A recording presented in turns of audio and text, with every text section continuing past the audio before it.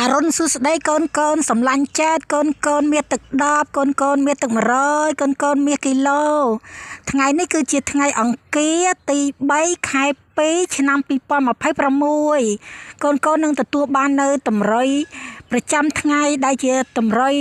ម៉ែសម្រិតសម្រាំងអស់ពីចិត្តអស់ពីកាយនៅលេខដែលមានភាគរយខ្ពស់លេខល្អបើមកពីក្បួនចឹងគឺជាក្បួនដែលមានភាពលម្អិត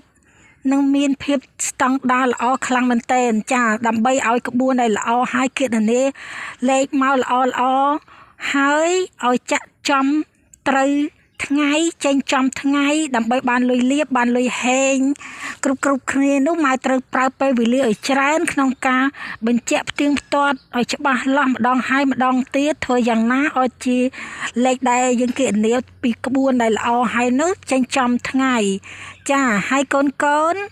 ម៉ែមានតែឆ្នោតមីងុកម៉ោង 4:30 នាទីនិងម៉ោង 6:30 នាទីកូនដែលចង់ចូលជាសមាជិកកន្លះខែ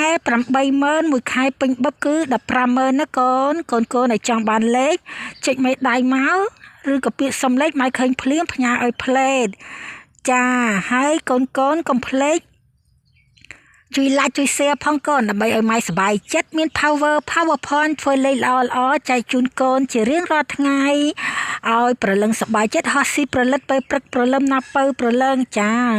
មិនថាកូននៅភពកែភពសុកភពផ្សៅភពអង្គារទេភពផែនដីនេះគឺវីដេអូម៉ែផង like share ញាប់ដៃញាប់ជើងម្នាក់មួយដៃមួយជើងម្នាក់បដៃមួយជើងដោយកលាបដោលមិនទេកូនចាហើយជូនពរឲ្យកូនលុយចូលក្នុងកងធនាគារទឹកគ្រប់កងធនាគារទាំងអស់លុយពេញទូដៃលុយពេញហៀហោក្នុងកតាបក្នុងកបោស្ពីនឹងឲ្យលុយណែនចុកតែម្ដងចាបាយហេងគ្រប់គ្នា